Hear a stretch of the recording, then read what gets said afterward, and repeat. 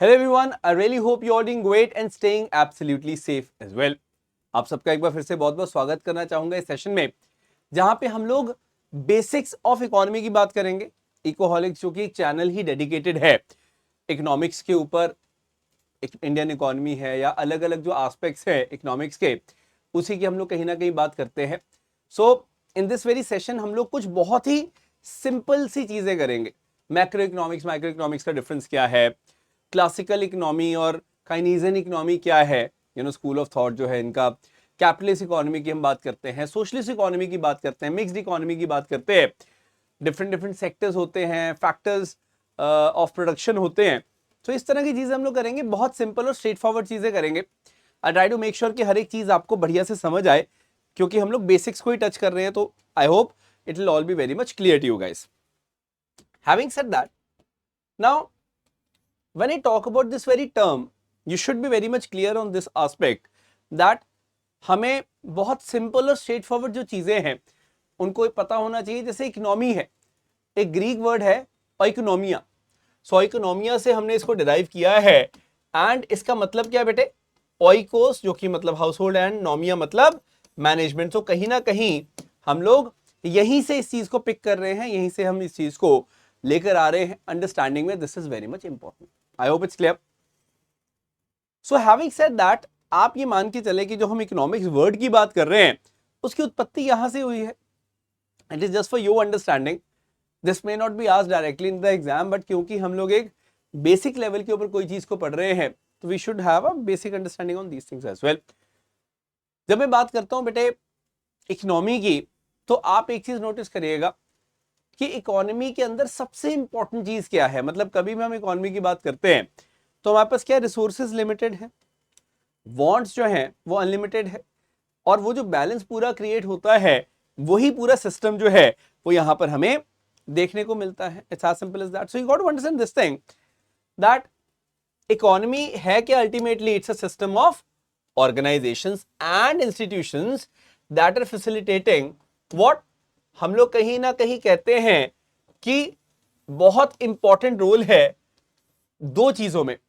एक तो गुड्स और जो सर्विसेज है उनकी प्रोडक्शन में, दूसरी बात है उनकी डिस्ट्रीब्यूशन में। तो आप कहीं ना कहीं देखेंगे कि resources are limited and wants are unlimited, और कहीं ना कहीं ये जो अनलिमिटेड वांट्स की हम लोग बात कर रहे हैं, इसकी जो एलोकेशन है वो बहुत ही चैलेंजिंग टास्क है।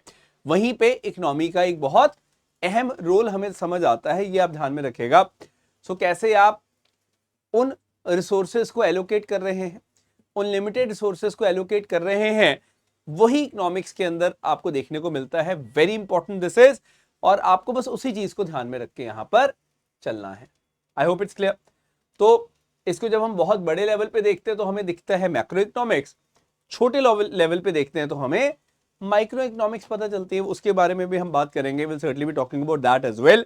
लेकिन आई होप आपको एक बेसिक चीज समझ में आई। स्पेशली ये लेक्चर उन स्टूडेंट्स के लिए है या उन लर्नर्स के लिए है जिनको कहीं ना कहीं डर लगता है सब्जेक्ट से कि यार ये सब्जेक्ट बड़ा टफ है, ये समझ नहीं आता, इसके नुएंसेस हैं, इसकी जो निटिग्रिटीज है हमें समझ में नहीं आती। उनके लिए ये बहुत ज्यादा इंपॉर्टेंट है, ये मैं आपको बताना चाहता हूं। क्लियर है? सो आपको एक चीज ध्यान में रखनी है, जब हम इकोनॉमिक्स की बेटे बात करते हैं, यहां पे माइक्रो इकोनॉमिक्स और मैक्रो इकोनॉमिक्स की बात आती है, जो कि बहुत ज्यादा इंपॉर्टेंट है। जहां पे माइक्रो इकोनॉमिक्स क्या कर रहे हैं, हम लोग स्टडी कर रहे हैं इकोनॉमिक बिहेवियर किसका, इंडिविजुअल का। जैसे मेरा आपका ग्रुप ऑफ इंडिविजुअल हो सकता है, एक कंपनी है कॉर्पोरेट लेवल पे हो सकता है, कंज्यूमर चॉइस क्या, ये सब जो चीजें हैं वो माइक्रो लेवल पे है। वही जब हम बड़े लेवल पर जाते हैं, कोई भी स्टेट है, कोई भी देश है, कोई भी ग्लोबल लेवल पे देख रहे हैं किसी चीज को, इंटरेस्ट रेट्स की बात होती है, जीडीपी की बात होती है, एग्रीगेट डिमांड की बात होती है, दैट इज मैक्रो। तो आपको यह चीज समझनी होगी कि माइक्रो छोटे लेवल पे और मैक्रो बड़े लेवल पे है। माइक्रो किसके लेवल पे है, माइक्रो इकोनॉमिक्स जो है it is at the level of individual. ये इंडिविजुअल लेवल पे या फिर ग्रुप ऑफ इंडिविजुअल जो है उसके लेवल की हम लोग बात कर रहे हैं, या फिर एक कंपनी की हम लोग बात कर रहे हैं तो आपको पता होना चाहिए that is micro economics.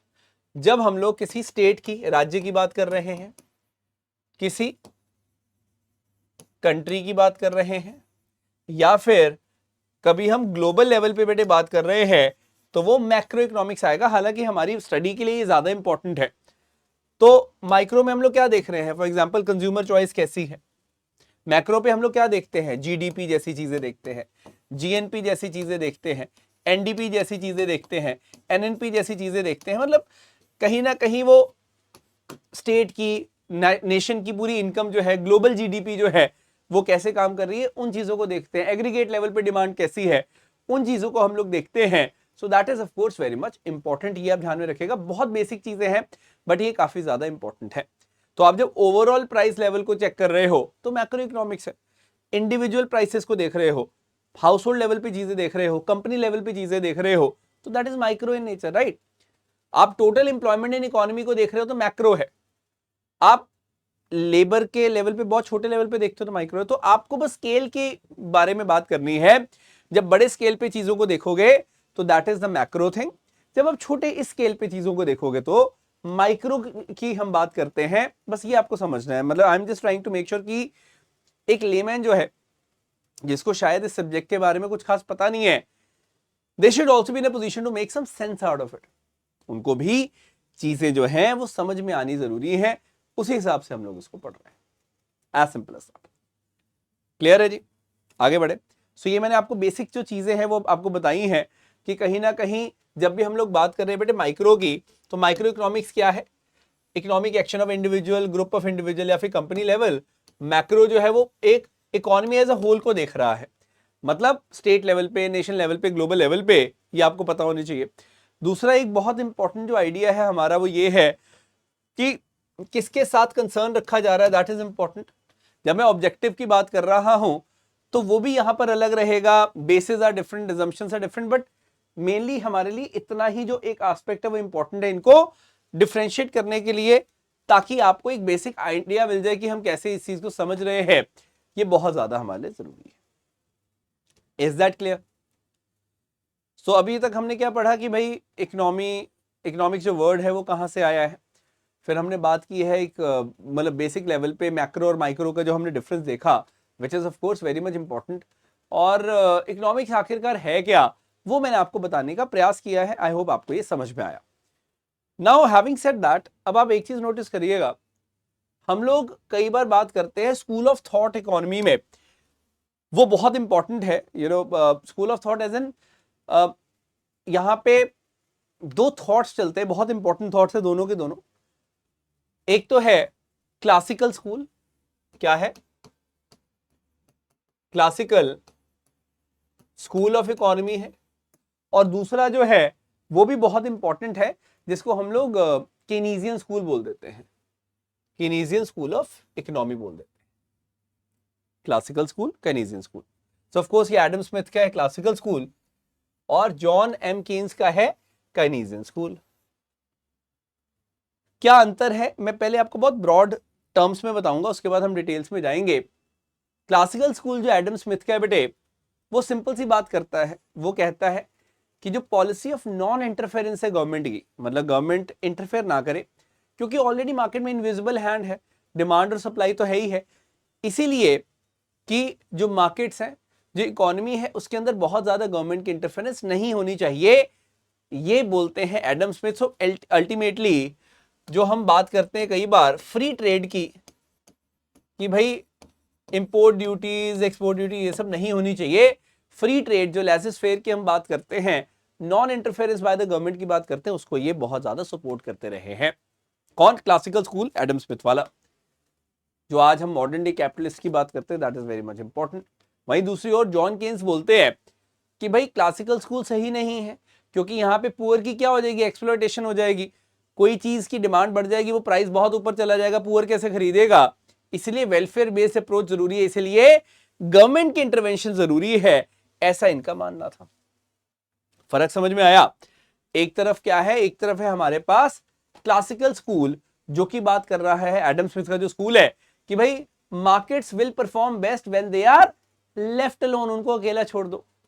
There is very little और in fact no role of the government in the classical school of economics. ये बहुत इंपॉर्टेंट है और लेजिस फेयर की थ्योरी जो है इसको ये आगे लेकर चलते हैं और इनविजिबल हैंड की बात करते हैं।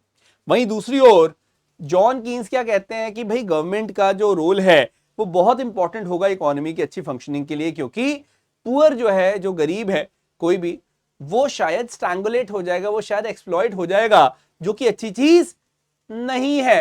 That is the point you got to be understanding, very important this is. So आपको मैं यही चीज डिटेल में बता रहा हूं, ये दो मेन स्कूल्स का आपको पता होना चाहिए। क्लासिकल स्कूल जो एडम स्मिथ का है वो कह रहा है market are going to perform best when they are left alone and there is a very little to no role of the government in the classical school of economics। दूसरी बात ये क्या बोलते हैं, फ्री ट्रेड होना चाहिए, laces fair होना चाहिए। तीसरी बात ये कहते हैं कि इनविजिबल हैंड होना चाहिए, मतलब डिमांड और सप्लाई, वो मार्केट फोर्सेस जो है वो अपना काम खुद कर लेंगे, इक्विलिब्रियम में ले आएंगी कि भाई जब किसी चीज की डिमांड बढ़ती है तो उसका प्राइस अपने आप ऊपर चलेगा, डिमांड घटेगी तो प्राइस नीचे आ जाएगा। तो इसलिए गवर्नमेंट को इसमें बहुत ज्यादा कुछ नहीं करना चाहिए, ये बहुत इंपॉर्टेंट है, ठीक है। सो अल्टीमेटली आपको ये पता होना चाहिए कि कितना ज्यादा ये इंपॉर्टेंट है यहाँ पे इनविजिबल हैंड, जो एडम स्मिथ के हिसाब से मार्केट में रोल प्ले करता है, जो एक बहुत बड़ी भूमिका निभाता है। ये आपको यहाँ पे माइंड में रखना है, very important point this is. I hope it's making some sense out of it. अब आप एक चीज मान के चलो कि हम जब इकोनॉमिक सिस्टम्स की बात करते हैं, वो इन्हीं स्कूल्स पे वैसे तो बेस्ड है, उसके बारे में मैं थोड़ा सा आपका एक आइडिया आपको देना चाहूंगा। जब हम कहते हैं ना कैपिटलिस्ट इकोनॉमी, सोशलिस्ट इकोनॉमी, तो वो क्या है आखिरकार, उसको हम लोग थोड़ा सा समझेंगे end of course that is going to be very much important. But before that जी, ये मैंने आपको बता ही दिया कि जॉन कीन्स क्या कह रहे हैं कि भाई इनविजिबल हैंड जो है वो स्ट्रैंगुलेट कर देगा पुअर को, इसीलिए गवर्नमेंट की इंटरवेंशन इंपॉर्टेंट है वेलफेयर बेस्ड अप्रोच के लिए। ये इनकी दोनों की सोच का फर्क है जो आपको पता होना चाहिए।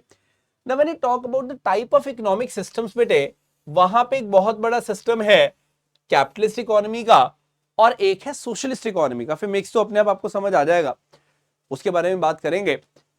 जब मैं बोलता हूं कैपिटलिस्ट इकोनॉमी की बात, तो ऑफ कोर्स एडम स्मिथ की जो वेल्थ ऑफ नेशन बुक है और जो उनकी बाकी जो आइडियाज थे उनसे बहुत ज्यादा प्रभावित है कैपिटलिस्ट इकोनॉमी का system. So when I talk about this particular thing, मैं जब कैपिटलिस्ट इकोनॉमी की बात कर रहा था अभी थोड़ी देर पहले, वेल्थ ऑफ नेशंस की तो चलो अभी हमने बात की है, एडम स्मिथ की जब मैंने बात की थी, क्लासिकल स्कूल की मैंने बात की थी, तो आपको इतना तो समझ आ गया होगा कि इसने किन चीजों के ऊपर ज्यादा फोकस किया है स्कूल ने। इन्होंने बात की है हमेशा मार्केट फोर्सेस की, इनविजिबल हैंड की, फ्री ट्रेड की हम बात करते हैं, all these things of course they always talked about. So you got to understand this thing कि goods are produced and distributed between people, not based on what people need but on the basis of purchasing power, that is what ability to buy goods and services। कि भाई purchasing power कैसे, उसके basis पे सब कुछ decide होगा। कहने का मतलब ये है कि यहां पर कहीं ना कहीं गवर्नमेंट की इंटरवेंशन तो नहीं है। आपको ये ध्यान में रखना है कि लेजिस फेयर का प्रिंसिपल लग रहा है, फ्री ट्रेड का प्रिंसिपल लग रहा है, यहां पे इनविजिबल हैंड की फिर से यहां पर बात हो रही है, और यहां पे मार्केट जो भी होगी, कहीं पे भी होगी, वहां पे कंपटीशन होगा मार्केट में, उस हिसाब से सब कुछ एडजस्ट हो जाएगा। We really don't need intervention by the government, हमें सरकार का बहुत ज्यादा इंटरवेंशन नहीं चाहिए। That is something we have to be understanding precisely. समझ में आया कि नहीं आया? सबको बहुत बेसिक चीजें हैं। सो कहने का मतलब यह हुआ कि भाई मार्केट्स जो है वो अपने हिसाब से स्टेबलाइज हो जाती हैं, यही सोच है वो क्लासिकल स्कूल की। यहां पे भी कैपिटलिस्ट इकोनॉमी में यही देखते हैं हम लोग। तो आप बड़ी बड़ी जो डेवलप कंट्रीज देखते हो वहां पे कैपिटलिस्ट इकोनॉमी जो है वो इसी प्रकार से काम कर रही है ना। स्पेंडिंग्स होती हैं, उससे मतलब मार्केट सिमुलेट हो रही है, then we are seeing demands है, सप्लाई है, उस हिसाब से सारा वो साइकिल चलता रहता है।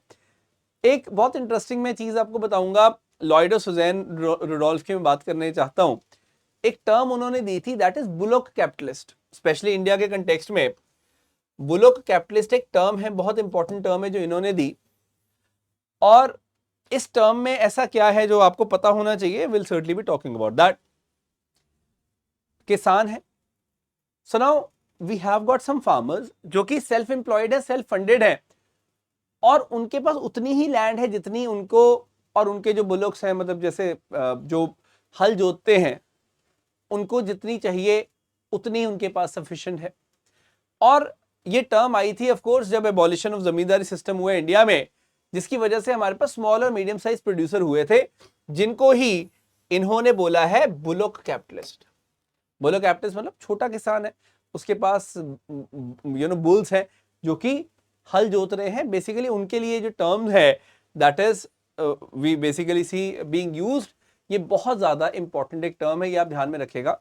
और छोटे किसानों के लिए या मध्यम किसानों के लिए इसको यूज किया जाता है bullock capitalist.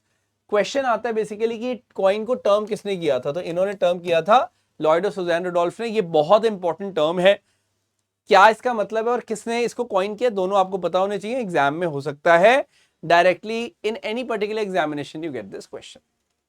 Got it? Having said that, अब मैं बात करने वाला हूं सोशलिस्ट इकोनॉमी की। जब मैं सोशलिस्ट इकोनॉमी की बात करता हूं, यहां पे government play a very important role in what goods are to be produced according to the needs of society. Karl Marx ने इसको काफी पॉपुलराइज किया था। तो आपको बस ये पता होना चाहिए कि भाई रशियन रेवोल्यूशन हुआ 1917 में, उसके बाद हमने क्या देखा, सोवियत यूनियन बनती है। सोवियत यूनियन जो बनी दैट इज यूएसएसआर जो हम देखते हैं, उसके आने के ऊपर क्या चीज हमें ध्यान में आती है कि सोशलिस्ट इकोनॉमी का जो मॉडल है वो बहुत बढ़िया तरीके से हमें देखने को यहां पर मिलता है, जो कि यहां से इमर्ज होता है। तो government is playing a important role, government is owning a lot of enterprises, government is running a lot of enterprises socialist economy में। और प्राइवेट प्लेयर्स का रोल बहुत ज्यादा लिमिटेड रहेगा, जैसे कि मैंने आपको बताया सोवियत यूनियन में ये रहा। So we have to be very clear in this thing कि भाई सोशलिस्ट और कैपिटलिस्ट इकोनॉमी में क्या अंतर है। कैपिटलिस्ट इकोनॉमी में प्राइवेट प्लेयर्स बहुत इंपॉर्टेंट रोल प्ले कर रहे हैं, सोशलिस्ट में गवर्नमेंट बहुत इंपॉर्टेंट रोल प्ले कर रही है। कैपिटलिस्ट के अंदर फ्री ट्रेड बहुत ज्यादा है, यहाँ पे लेसेस फेयर की जो वैल्यू इतनी नहीं है। यहाँ पे इनविजिबल हैंड नहीं, गवर्नमेंट पूरा कंट्रोल कर रही है, वहां पे इनविजिबल हैंड है। तो आप एक स्टार्क डिफरेंस देख सकते हो कि बहुत ज्यादा कंट्रोल है जो गवर्नमेंट का, वो हमें यहाँ पर देखने को मिलता है। इनफैक्ट 1991 से पहले इंडिया जो है उसका मॉडल का जो झुकाव है वो बहुत ज्यादा इस तरफ था। हमारे इंडिया में मतलब हर चीज पीएसयूज बनाती थी, पब्लिक सेक्टर अंडरटेकिंग, जो गवर्नमेंट की कंपनी थी वही बना रही थी, सो दे were actually playing a very important role in that context. This is what we have observed in India as well. Private players 1990s के दशक में या अभी जाके बहुत ज्यादा बड़े बने हैं, उस समय इतने प्राइवेट प्लेयर्स हमारे पास नहीं थे, सो कंपटीशन मार्केट में नहीं था। तो वही सोशलिस्ट इकोनॉमी उसी चीज के ऊपर बेस्ड है। अब एक चीज आती है हमारे पास मिक्स्ड इकोनॉमी, मतलब मिक्सचर ऑफ बोथ। तो क्या प्रोड्यूस करना है, कैसे प्रोड्यूस करना है, कैसे डिस्ट्रीब्यूट करना है, आपको ये पता होना चाहिए। गवर्नमेंट और मार्केट जो है एक साथ इस क्वेश्चन का आंसर करेंगे।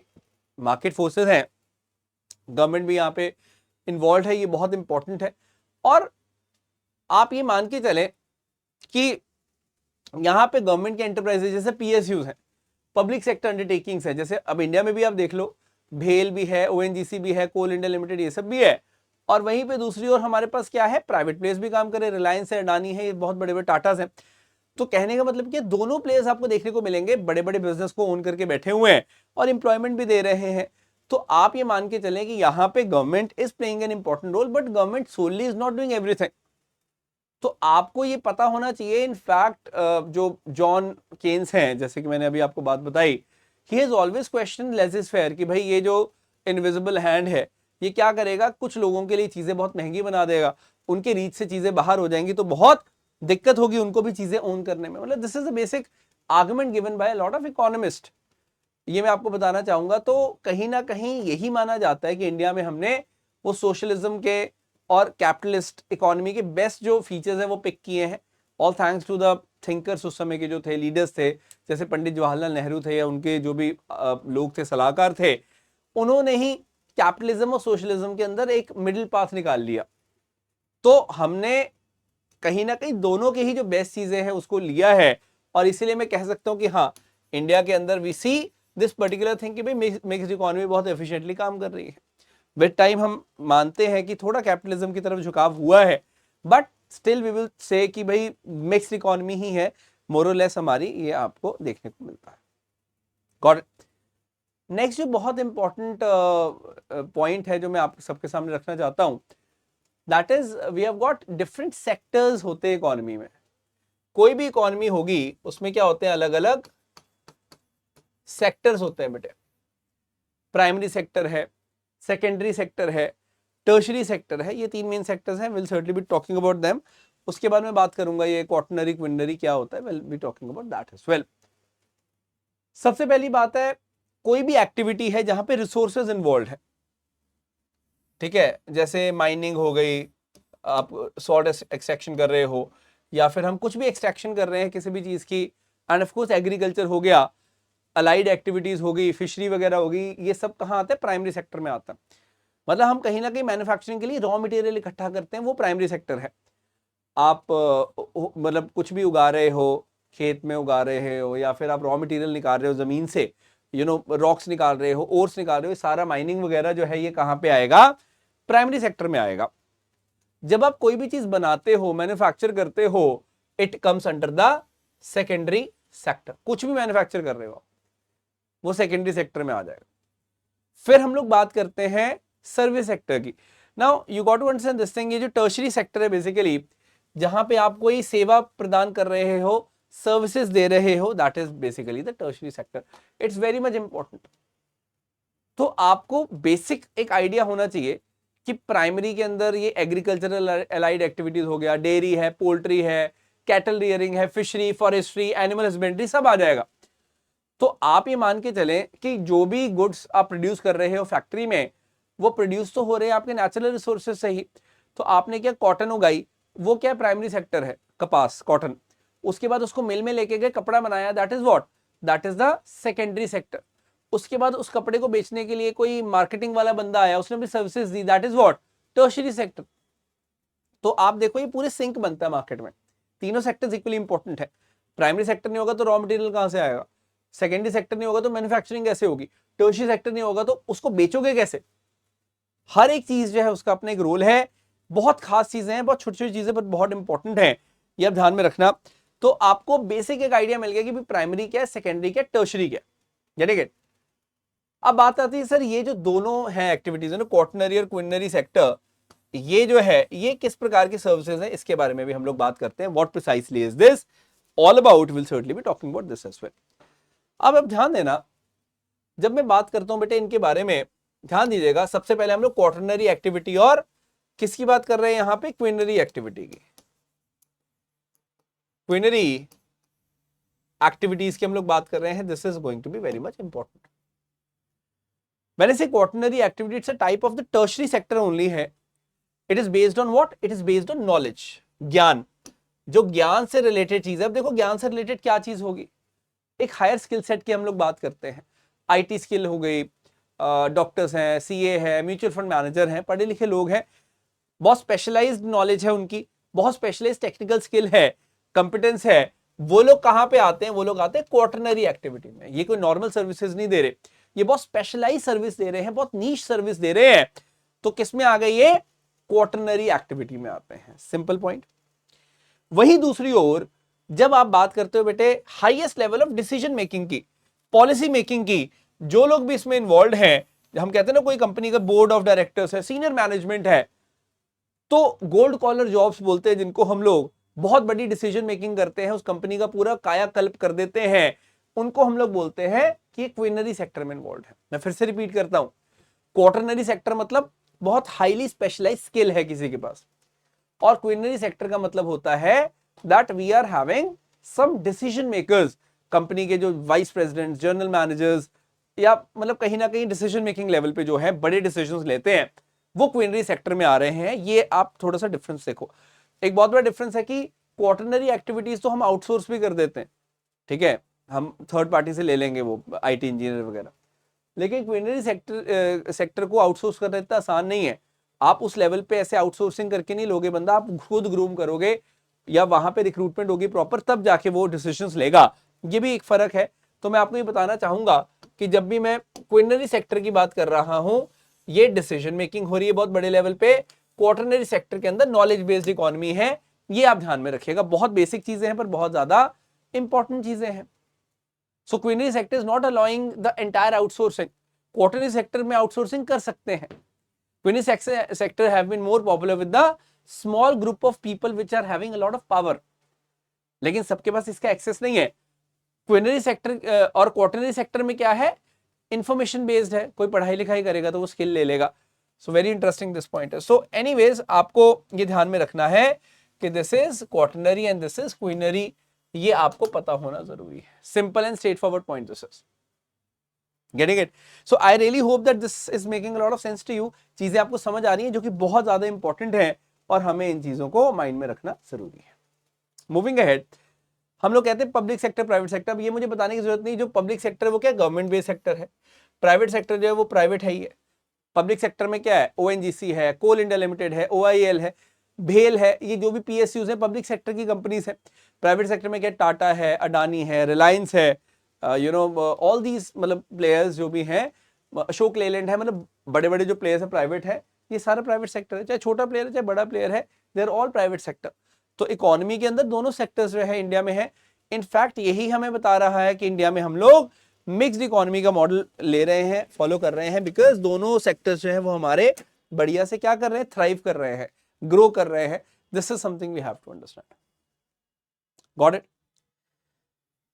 मूविंग अहेड में फाइनल एक चीज आपको बताना चाहूंगा, जब भी हम लोग इकोनॉमी की बात करते हैं हम लोग बात करते हैं बेटे फैक्टर्स ऑफ प्रोडक्शन की। ना मैंने इससे फैक्टर्स ऑफ प्रोडक्शन, इसका मतलब क्या हुआ? इसका मतलब हुआ जो भी इनपुट्स हैं, मतलब आपको प्रोडक्शन ऑफ गुड सर्विस करना है, गुड सर्विस के लिए कुछ इनपुट्स लगेंगे इकोनॉमिक प्रॉफिट के लिए, वो हमारे हैं factors of production. So factor production basically क्या है, these are the inputs for what, for producing goods and services. This is very very important point, we have to look into of course. तो यहां पर अब देखो, अब जैसे मैं लैंड की बात करूं, लैंड का मतलब ये नहीं कि प्लॉट ऑफ लैंड है सिर्फ, वो भी हो सकता है, पर लैंड का मतलब ये भी है कि जो भी लैंड से हमें चीजें मिल रही हैं, you know it can be agriculture land, commercial land भी हो सकती है, लैंड पे फॉरेस्ट भी हो सकते हैं आपका, यू नो लैंड से ऑयल भी निकलता है, वाटर भी निकलता है, नेचुरल गैस निकलती है। तो ultimately anything which is coming from the land, हम कहीं ना कहीं सबको एक बहुत ब्रॉडली लेते हैं इस चीज को। तो लैंड मतलब ये ना सोचना कि सिर्फ ऑफिस या फिर आपका प्लॉट ऑफ लैंड है, it is very broad definition, anything coming from the land is land. Labour है, अब लेबर मतलब क्या, आपका जो भी स्टाफ है, आपकी जो भी वर्कफोर्स है, यू नो वो सब इसमें आ जाएगी। मतलब लेबर मतलब आईटी इंजीनियर भी एक लेबर में आएगा। क्यों? क्योंकि उनके एफर्ट्स के साथ ही production of goods and services कर रहे हो, वो अर्न कर रहे हैं अपनी वेजेस, आप उनको वेजेस दे रहे हो। तो कहने का मतलब क्या, वो लेबर है। कैपिटल क्या है? कैपिटल मतलब सिर्फ पैसा नहीं है, कैपिटल मतलब वो सभी टूल्स, मशीनरी जो भी प्रोडक्शन के अंदर जा रहा है, that is all capital, right? So you got to understand this thing. So capital of course is different from the workers. I am not saying कि they are both same. क्योंकि workers तो आपका staff हो गया, और capital क्या हम लोग देख रहे हैं, जैसे अब मान लो स्कूल है, कोई प्राइवेट स्कूल है, तो वहां पे टीचर्स हैं, बुक्स हैं, व्हाइट बोर्ड है, ठीक है। बट अब टीचर्स क्या है हम लोग देख रहे हैं, भी स्टाफ है वो, लेकिन books, white board, marker, pens जो है वो सब क्या कैपिटल है। तो आपको पता होना चाहिए कि आपकी जो इन्वेस्टमेंट लगी है वो सब क्या है, आपका कैपिटल है। और एंटरप्रेन्योर कौन है? जो एक रिस्क ले रहा है, जो इन सब चीजों को एक साथ लेकर आ रहा है, लैंड को लेकर आ रहा है, लेबर को लेकर आ रहा है, कैपिटल को लेकर आ रहा है। तो कहीं ना कहीं सभी फैक्टर्स ऑफ प्रोडक्शन को एक साथ लेकर आ रहा है कौन है, वो एंटरप्रेन्योर ही तो है ना। ये बहुत इंटरेस्टिंग चीज है, तो आप ये माइंड में रखें, ये बहुत ब्रॉड चीज होती है। फैक्टर्स ऑफ प्रोडक्शन की जब हम बात कर रहे हैं, it's not narrow thing, it's a very broad thing which we have to be keeping in our minds. I hope it's clear. So I am really hopeful, you know, this entire thing has made some sense out of it. आपको चीजें समझ में आई हैं, चीजें mind में आप रख पा रहे हो, बहुत इंपॉर्टेंट है वो, because ultimately see that is what is going to make a lot of change in your overall thinking, in your overall understanding, कि कैसे आप चीजों को पिक कर रहे हो, कैसे आप चीजों को बढ़िया तरीके से आगे बढ़ा रहे हो। और देखो हमने बहुत सारे कंसेप्ट की बात की है, ultimately it is all very conceptual in nature, I know that, but then आपको पता होना चाहिए कि भाई एग्जाम में जब क्वेश्चन आएगा तो कैसे आपने इसको अप्लाई करना है, that is of course of immense importance, ये आप ध्यान में रखिएगा। So that's very much it from my side. हमने आज बहुत बेसिक सी चीजें पढ़ी हैं। Please do let me know in the comment section session आपको कैसा लगा, and what all are the topics you would want more sessions on. That's it from my side, that's me Akash Chandev signing off. Have a great day everyone. जय हिंद, जय भारत।